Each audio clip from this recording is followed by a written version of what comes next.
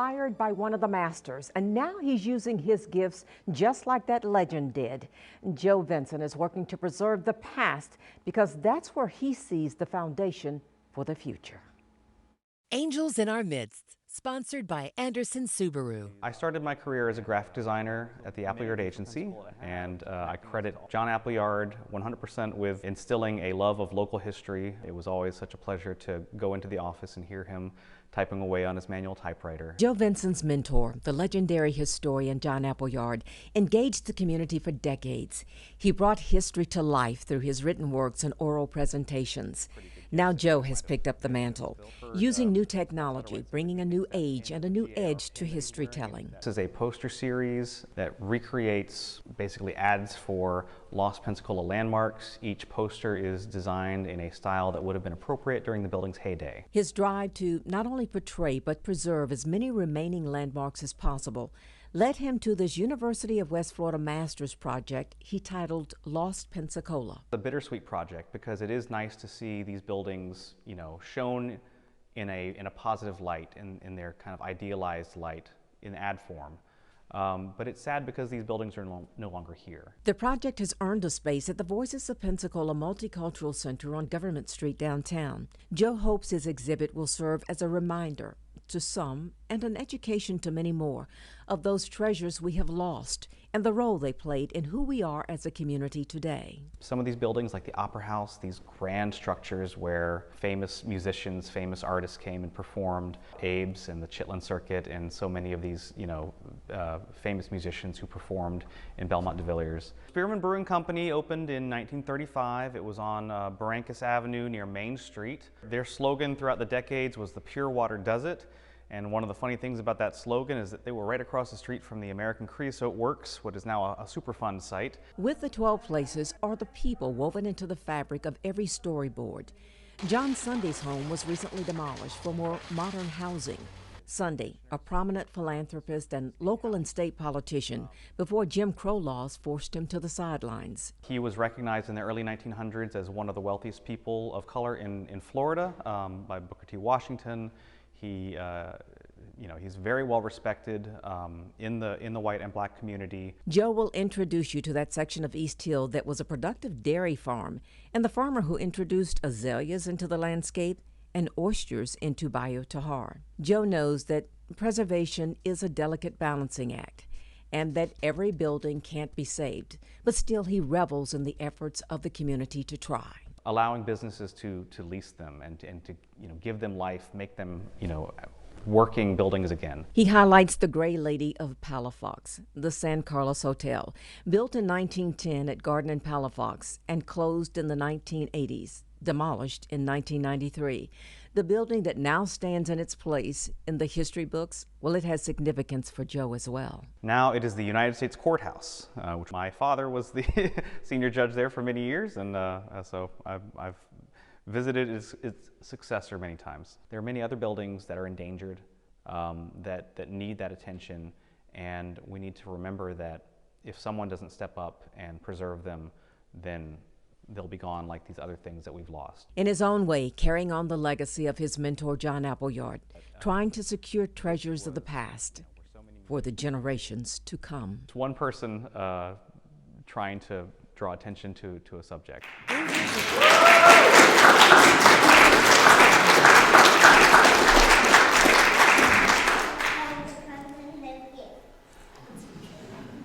Oh, the small voices.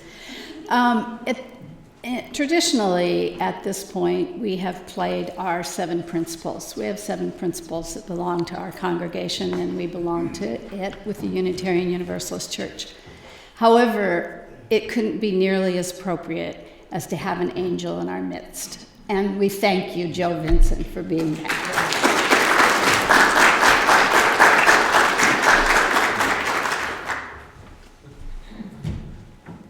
Hello, everyone. How are you doing today? Yes, awesome. My name is Daniel Cobb. My pronouns are he, him. I'd like to thank everyone for coming out today. I know it was really cold, so glad to see everyone's car started and got you here, and everyone's here safe and sound. See a lot of returning members, quite a few guests, and I just want each and every one of you to know that This is a place where everyone is welcome, regardless of your creed, color, beliefs, orientation, whatever. We love everyone equally. So thank you for coming out today. We have a whole bunch of announcements to get through, so I'm just going to dive right on into these. First off, you may notice that we've actually placed your Joys and Sorrows, Concerns cards on your tables today. These are, later on we're going to have a little ceremony where we share our joys and sorrows, and we light a candle for each one of them to commemorate them as a community. We have food for the mid-year annual meeting. Next week, there will be a homemade soup and grilled cheese sandwiches provided for the mid-year annual meeting. That sounds like an awesome idea. Thus far, we have the following soups: chicken and rice, vegetarian chili, Portuguese bean, chicken chili, Italian wedding meatball, and grilled cheese sandwiches. If you want to bring something, please see Jack Comstock. Note, no desserts will be provided since next Sunday is Sunday Sweets. Please purchase from the assortment of delectable items from our excellent bakers that have over, 500 years combined baking experience. That's a lot of years. Circle dinners are still happening, thanks to Linda Cobb working behind the scenes from her rehab center after her accident. Circle dinners begin with a meet and greet, which has been postponed 2 weeks. The meet and greet will be at UUCP from 2 to 4 p.m. on Saturday, February 4th. This will be a social gathering with wine and refreshments and will include an explanation of how the dinners will work. Circle dinner participants will host or attend one dinner per month through February, March, and April. One of those months, you will have an opportunity to host and provide a main dish, while other guests provide salad and vegetables or dessert and bread. The host will decide on a convenient date by conferring with those assigned. The other assigned people will provide the side dishes, and the host may invite others from within or outside the church. This means there could be 6, 8, or more adults participating. If you have questions or haven't already signed up, contact Linda Cobb or Laura Keith King. Next announcement. Please mark your calendars and be sure to be here next Sunday for the second half of the presentation by Joe Vinson. This will be followed by the delicious soup and bread lunch organized by our wonderful Jack Comstock, Patty Underwood, and Michael Newcomb. Followed again by our decadent Sunday sweets. Followed by our always interesting and engaging mid-year annual congregational meeting. I'm really excited for your second one because I didn't know that they did oysters in Bayou Tahar, and I'm very excited to learn more about our local oyster beds. Finally, our own Madeline Anzaldo Satterwhite currently has art and display in the conference room, which is located right about there-ish if you go out and check it out. And I believe that is our final announcement, so we will go ahead and move on to the chalice lighting. The centering. Oh, I'm sorry. Kate has an announcement about the Martin Luther King Day events. Yes, as most of you probably know, we're going to be participating in the MLK parade tomorrow. Anyone who'd like to stay here after the service will be decorating our float in the back parking lot. And if you just want to come and attend the parade, please come anytime between 9 and 11 tomorrow. We'll be a maroon truck, and you'll recognize Daniel, and we'll be on Spring Street between Government and Garden. So come see us. It's really a lot of fun. We've got hundreds of tissue paper flowers to hand out to people, and if you have beads at home, bring them along with you because we're still short on beads. Thank you. I will say that the truck is actually green, not maroon, but I think the most noticeable thing that's going to be there is the giant float we're pulling behind it, because of all the efforts that I know everyone here is going to show up to make that thing absolutely gorgeous and beautiful for the parade tomorrow and really show our appreciation for the community. So thank you everyone in advance for attending to that. That, I believe, is our final announcement for real this time. And we will go ahead and have some centering music by the awesome Chris Saunders on the piano.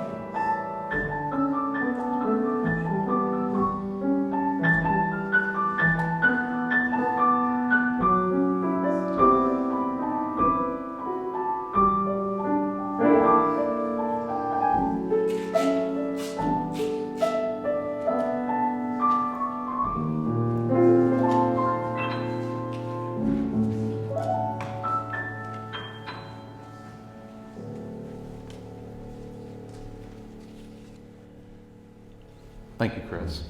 We will now move on to the chalice lighting. Nancy will be lighting the chalice. Our words today come from, appropriately, Martin Luther King Jr. Darkness cannot drive out darkness. Only light can do that. Hate cannot drive out hate. Only love can do that.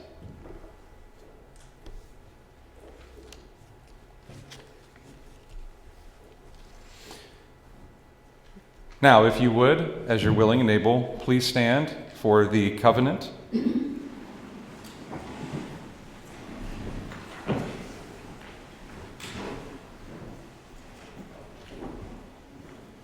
Love is the spirit of this church, and service its law. This is our covenant, to dwell together in peace, and seek the truth in love, and to help one another.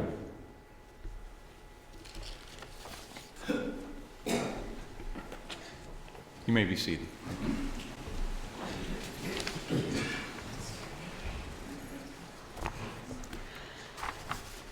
Our opening words today are by two people. First, Martin Luther King, and the second is by someone that he inspired, Anderson Say. Martin Luther King said, "I refuse to accept the view that mankind is so tragically bound to the starless midnight of racism and war, that the bright daybreak of peace and brotherhood can never really become a reality." And Anderson Say, "I think there is a revolution you do inside yourself first, and there is another revolution you do inside the minds of people." And the program and the Time for All Ages comes from a book called A Lamp in Every Corner.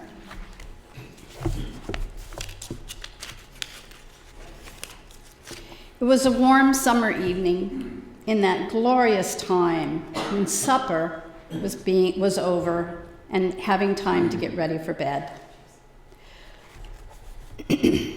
When the fireflies start to appear by one, 3 children went outside to play. "But what should we play?" asked Tabitha, who was the oldest of them all, by 4 months and 2 days. She had bright, shiny braces and beads braided into her hair. "Let's play tag," said Alex, who was the next oldest, by 2 months and 15 days. I don't know how many hours, but I'm sure they did. He always wore his baseball hat sideways, and he always wore his t-shirt tucked in. "Let's play hide and seek," said Shina, who was the youngest of the 3. She had 3 braids in her long dark hair, 2 little braids in front on either side of her face, and 1 bigger braid that hung down the back. "Tag," said Alex. "Hide and seek," said Shina. "Tag, hide and seek, tag, hide and seek." "Stop it," said Tabitha. Of course, she was the middle child. They always want things copacetic.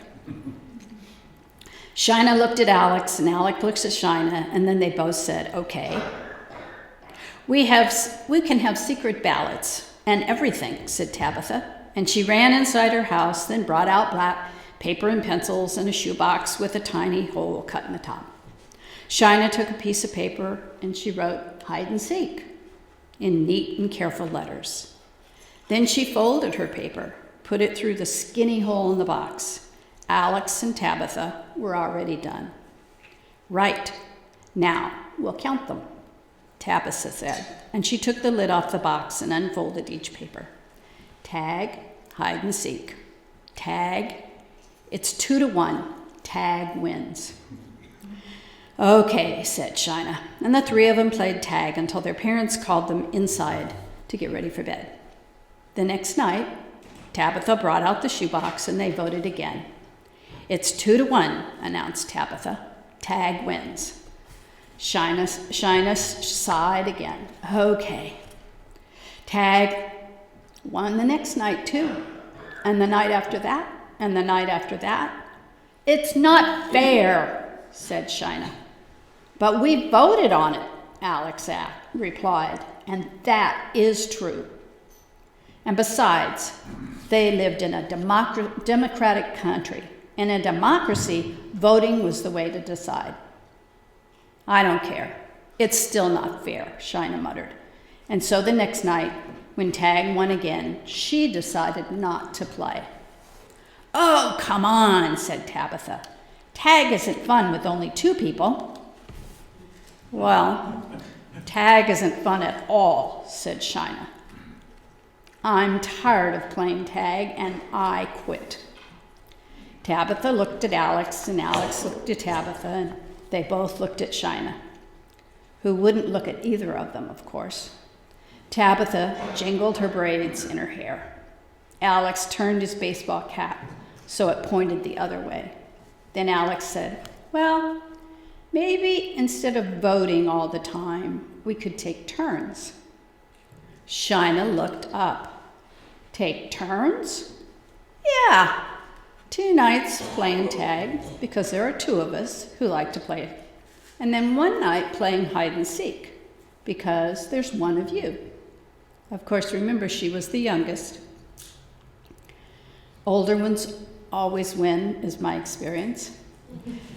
We could start tonight, said Tabitha. We could even play hide and seek for a couple of nights in a row, because we haven't played it yet at all. How's that sound, Shina? Oh, that sounds great, she said. I'm going to hide. Me too, said Alex. That means you're it, Tabitha. And he and Shina ran off to hide, while Tabitha closed her eyes and counted. Sometimes she counted slow, sometimes she counted a little too fast, but when she got to 100, she yelled, ready or not, here I come. And on that warm summer evening, in the glorious time between supper being over and having to get ready for bed, are the fireflies as they peered 1 by 1. The 3 children played outside until their parents called them home. And now we will sing the children out to classes. Go now in peace, go now in peace. May the spirit of love surround you everywhere, everywhere you may go. Now I just realized we have an accompanist that we've probably never told him where that music is, that he could actually play it with us. You could probably play that song with us if we told you what it was, what the name of it was, so that we'd have an accompanist. Thank you. All right, if you'll please stand in your hymnal. This hymnal supplement that's on the table. If you'll stand, we'll sing together. 1008. When our heart is in a holy place.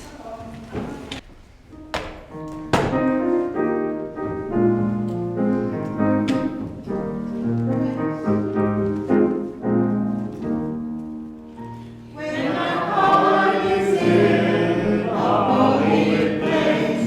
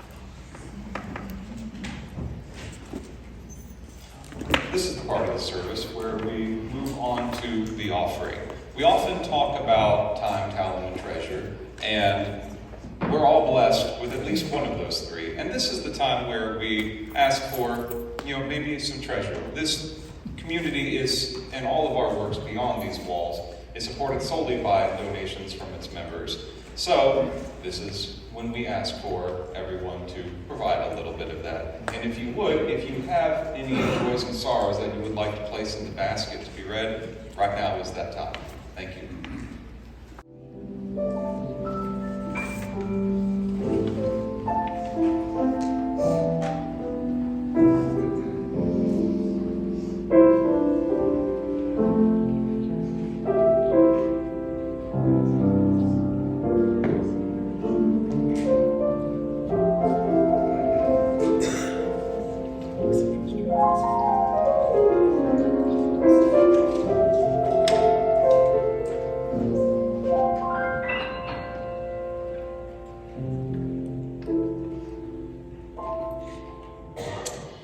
Over the next 3 months, we'll have a presentation inspired by this book, Great Peacemakers.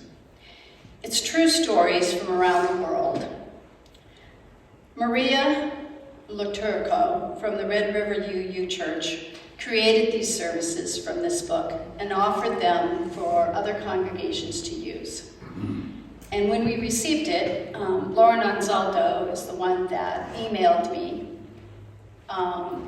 I serve as Sunday service chair, and we frequently have people notify us of things that are going on either in our congregation or in our community or at the larger UU that are important that we want to make sure we cover in our Sunday services. And so it's always brilliant when we have multiple minds putting together ideas that we can provide some quality services.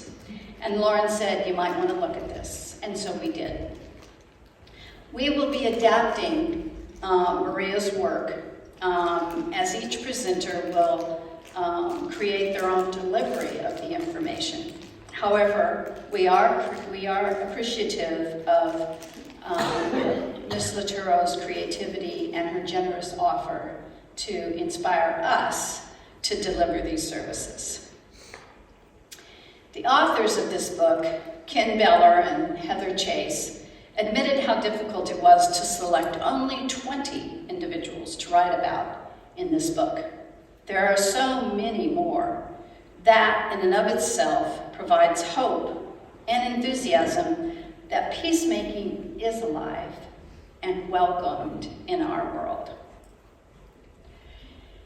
I was recently asked why Martin Luther King Jr. was given, quote, a day of celebration. To be back? What do you mean? Don't you know why? What makes him such a big deal? So it made me think.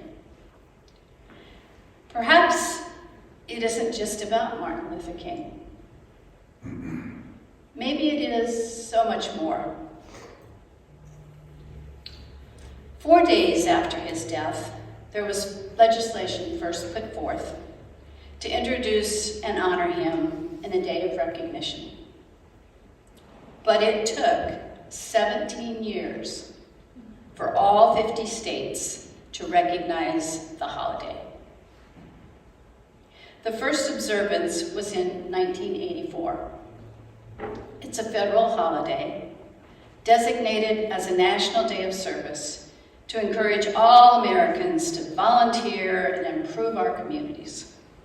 However, is that the truth? Or is that really a smokescreen? Was that a smokescreen just so that the legislation would get passed? I'd like to think that the truth is more about the light that King was able to shine in the dark places of me and perhaps others. I am coming to believe that the holiday includes those who inspired King, who came before him. King was able to shine light on many of their works. And in addition to that, perhaps the holiday is also about people that have come after him as they were inspired by his leadership. He had an incredible gift of writing, delivering his speeches with authenticity. He synthesized the philosophies and brought them forth with coherent thoughts that he admired. His delivery and ability as an orator provided a path for him to be known as well as influence those around him. Even though King is most prominent figure in modern civil rights movements, working in the public spotlight for only 13 years. 13 years. Others influence and continue to inspire his faith and determination. He's described as fighting for desegregation of public facilities, voting rights, and the end of poverty. He did that, along with being a minister with a PhD in systematic theology, a peace activist, and a Nobel Prize laureate. He co-founded the Southern Christian Leadership Conference, serving as its first president, prompting Black citizens to form and later become president of the Montgomery Improvement Association, which was the start of one of the most influential boycotts in American history, the Montgomery bus boycott. His perseverance led to the signing of the Voting Rights Act of 1965. And then he launched the Poor People's Campaign. He endured a stabbing from a Black woman, which I believe demonstrated the increased fear of reality. The internal struggle others were having with the truth he was able to identify in all of us, the fear of change. When he delivered his I Have a Dream speech, over 200,000 people attended at the Lincoln Memorial in Washington, D.C. But there was no social media. There was no Twitter account. There was no Facebook. So how did they know, and why did they come? Which leads to the question, for me, what was he really doing? So who offered inspiration to King to lead these battles? King studied sociology, considered law school while reading vigorously. He was fascinated by Henry David Thoreau's essay on civil disobedience and its idea of non-cooperation with an unjust system. King decided that social activism was his calling, and religion was the best means to that end. It seems like he got on the train. He was ordained as a minister in 1948. That's not such a big deal. But what is a big deal is that he graduated with a sociology degree at age 19 and ordained as a minister.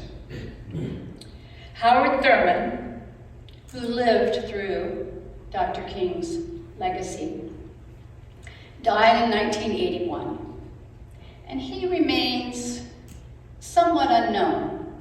However, he's the one that preached common ground, taught that humans need to seek an inner spiritual happiness that would lead them to share their experience in the community with others.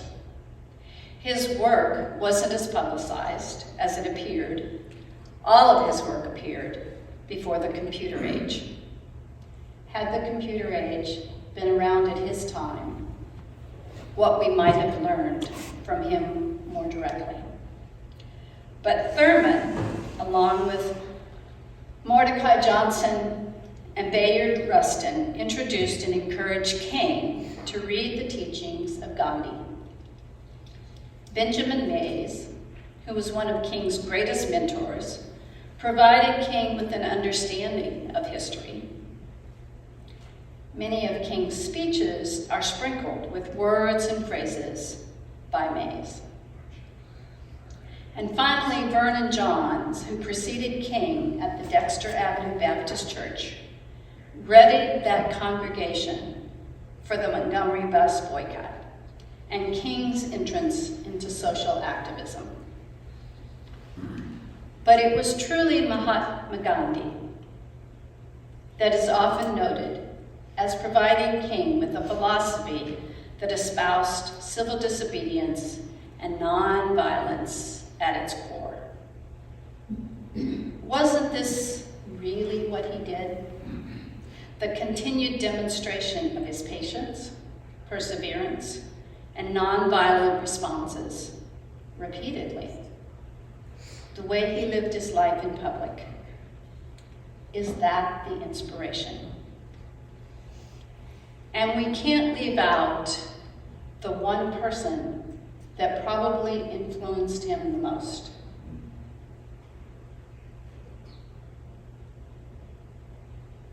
And there was a woman. Coretta Scott was a social activist that he met. And later she became his wife.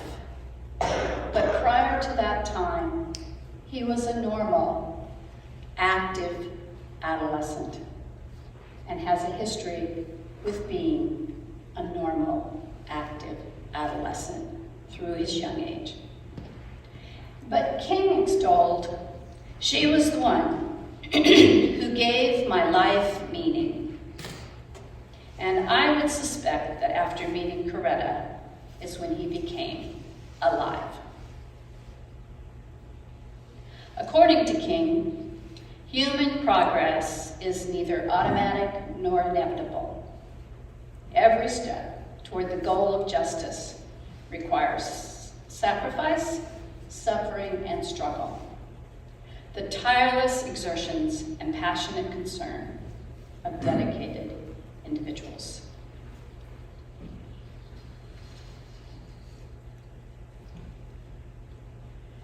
And I'd like to talk about someone that he also inspired.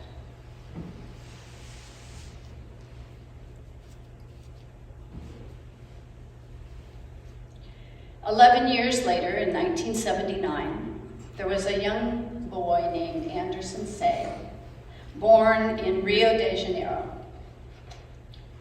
Brazil.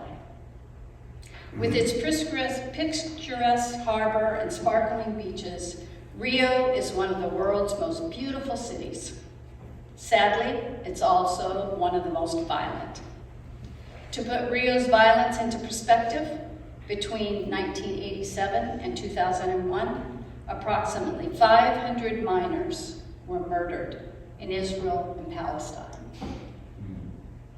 But in Rio, the number was 4,000. Mostly dying in the city, roughly 600. They have 600 favelas. Favela is a shanty town, or what we would also call a slum. Considered by city officials to be illegal squatter settlements, favelas lack the basic services of streets not paved, sewer and water systems that are substandard or absent, and schools, where they exist, if at all, rarely exceed elementary school. So hoping to improve the standard of living, many favela youth join so-called youth armies that frequently clash with often corrupt military police. One favela, called Figueroa Geral, was especially violent in the 80s. It was there that Saw was born and raised. Instead of falling asleep with his mothers, when mothers sing to us, we fell asleep to gunshots and people screaming and the sound of violence. At age 10, Saw was walking with his mother when they witnessed a man being beaten and shot repeatedly in the street. Already somewhat desensitized to violence, Say simply thought, "I'm not afraid of dying." like many favela children, saw and perceived only one source of structure, status and camaraderie in the favela, the drug army, and believed that there were only two options in life: become a laborer earning about $13 a week, or a drug trafficker earning about $650 per week. Although he was aware that most drug traffickers were killed by the age of 25, Say was drawn into the second option, no matter what, and he remembered. I got involved with the crime organization kind of indirectly. I buried weapons, packaged drugs, little favors here and there. Eventually, he said, I would witness tortures and murders. I was hanging out with the criminals. He was only 12 years old at that time. Then came the Figueroa-Gerald massacre. One day in 1993, a drug trafficker in that Ferrero killed 4 police officers. So in retaliation, the next night, 30 police officers killed 21 unarmed residents, none of them connected to drug trafficking. Among the dead was Say's brother. Instead of immediately seeking revenge, Say took time to reflect on the tragedy, pondering why people wanted to kill each other and why was there so much hatred. Ultimately, he asked himself, how do I end violence? An answer emerged.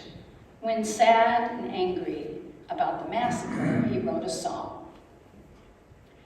Tu Balado. I'm overwhelmed. And he started to think about using music as an instrument for change.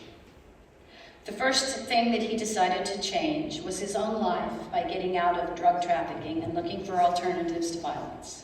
Similarly, another young man, Jose, or Junior, was also exploring alternatives to violence and began publishing the Afro-Reggae News, which discussed popular music and profiled nonviolent role models such as the Jamaican singer Bob Marley and American civil rights activist Martin Luther King. The newsletter caught on, but its success was limited because very few people could read. So Say and Junior decided to reach them directly through music. Music plays a very important role. Who doesn't listen to music and who doesn't identify himself or themselves with music? Drawing on this universal appeal, he recruited volunteers to give drumming lessons to the youth. Most of them had limited resources. They tapped out drums on oil cans and plastic jugs. Excited by the sessions, some participants formed a band called Afro-Reggae, and Say became the lead singer. The band mixed reggae, hip-hop, funk, rap, samba music with bold lyrics that denounced violence. Energized by the concerts, infectious beats, charismatic vocalists, more and more young people joined the drumming lessons. In a way, Afro-Reggae continuously mimics the organization of the drug traffic. Our clothes, our structure, our slang, because we want to mirror what attracts young people. And of course, we try to show that we can make money and attain power through other means, through your creative abilities. Another way which the band differed from the drug army was that they forbid drinking, smoking, or taking drugs. Nonetheless, the young people flocked to the lessons. One participant pointed out, there have been other projects in the favela, but there's never been anything like the Afro-Reggae, which is actually fun. Soon, it was no longer a band, it was a movement. Under his leadership, along with Jose, that they began a nonprofit called Grupa Cultural Afro Reggae. It was established, they built a community center. They had music and dance, they played soccer. They had programs, they did literacy, socialization for toddlers and child rearing and domestic violence prevention. The movement received praise from an unlikely source, the drug lord, and Say marveled. All that we do is directly against everything that the drug army is, and our mission is to take out youth out of the drug army. And yet this drug lord thanked us for the work that we were doing. In time, reggae was performing professional quality concerts in other favelas, attracting up to 50,000 spectators and receiving grants from U.S. foundations. A major milestone in 2001, Afro Reggae signed a contract with Universal Records. And, marking for the first time in Brazil's history, the band had a social project that made its first album with this large recording company. When it was enjoying this momentum, a shocking incident happened, and Say was out one morning on surfing, and his head hit a rock, and they had to do surgery, anticipating that he broke his neck and that he would never walk again. Of course, they didn't have the money, so there was a doctor that volunteered and came. Surgery might repair some of the damage. However, they weren't sure what the recovery was. Dr. Paulo Niemeyer offered to operate free of charge, but he cautioned that even with the surgery, very few patients with such a severe injury ever walked again. After the operation, Say awoke with a stiff brace around his neck and a circle of worried friends. And he reflected, this thing that I was almost afraid of, paralysis and immobility. I think that the favelas can relate. They've been through this pain. It's as if the spinal cord of the favela has always been broken. Little by little, he recovered. He had parts that were moving. He was able to walk. And 10 months after rehabilitation, Say was back on the stage. Now all the favelas must start to move for the first time. We must all begin to show that we are able, that we are fit in our own arms, and that we can raise our heads.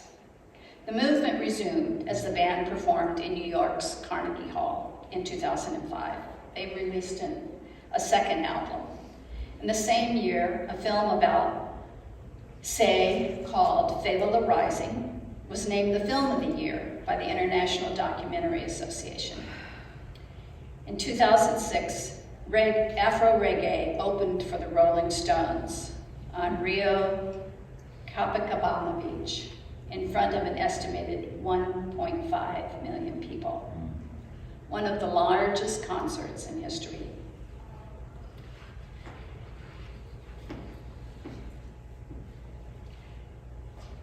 Reggae joined Make Some Noise, a program supporting Amnesty International, Oxfam, and other organizations to reduce gun violence. Today, the Vigorolo Garial Afro Reggae's effect on the community is measurable.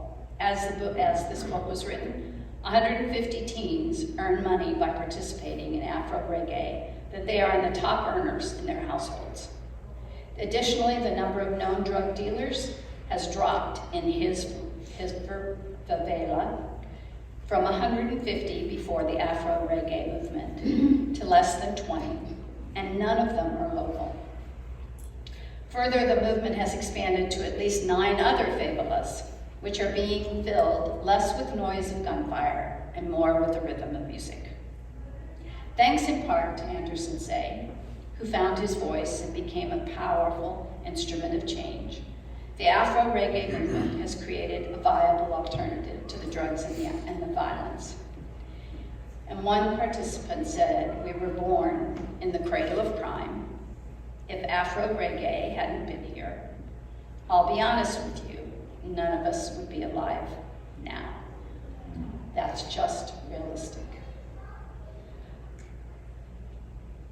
I can't help but think that Martin Luther King participated in that movement as well. And now I'm going to show you a video, since Anderson Say is so unknown to us, a short video that is just the trailer of his longer version of the video. But I would like for you to be able to see him, and hear his story.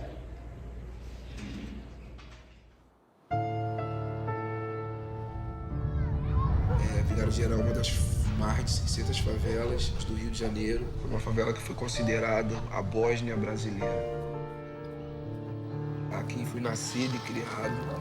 Enquanto as crianças que moram fora da comunidade eram embaladas, elas dormiam com cantigas de niná, que nós, quando éramos pequenos, dormíamos ao som de tiro, ao som das pessoas gritando, ao som da violência.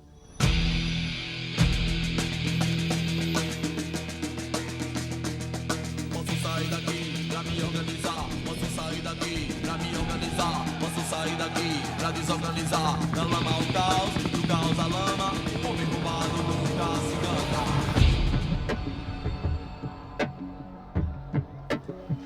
E infelizmente o Anderson perdeu o irmão dele. Pô, por que eles querem se matar? Por que dessa violência, esse ódio? E se pensa, né, como combater essa violência? E fui começando a prestar atenção, usar a música, a cultura como instrumento da mudança.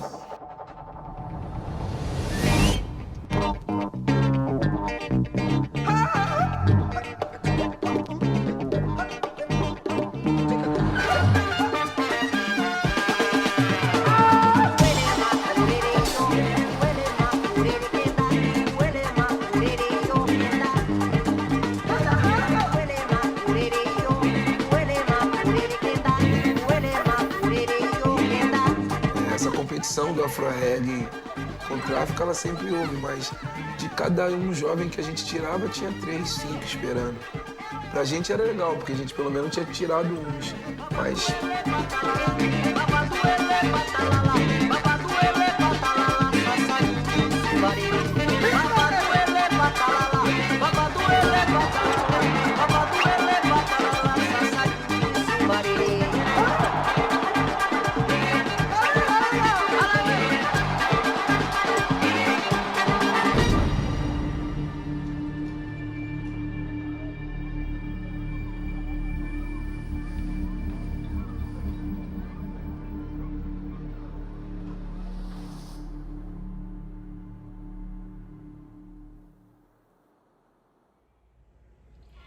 May we rise with them, in body and our spirit, and we will sing. And your hymnal 1024, when the Spirit says do.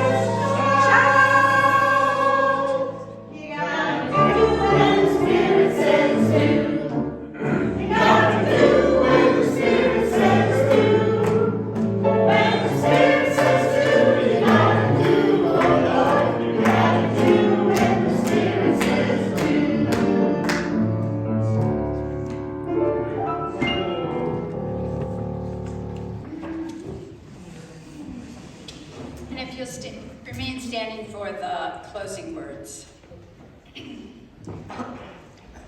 after the closing words, we will, I've asked Chris if he will play a Brazilian piece that he knows, and so you can enjoy the postlude with his Brazilian piece. I'm going to refer to a paragraph out of a tarot book by Barbara Moore in closing. 2 points of view, 2 truths that weave together to create one experience. There has been a victory, a great deed, a wondrous accomplishment. The doer of the deed, the hero of the hour, is publicly recognized as such. Heroes hardly ever exist in a vacuum, and consequently, everyone who has touched his life is part of the victory. In any society, heroes play a role. When we see them, we see the hero within, and all that we could accomplish. They inspire us to be more than we are. When the public honors a hero, they also honor the potential within themselves. May it be so, and go in peace.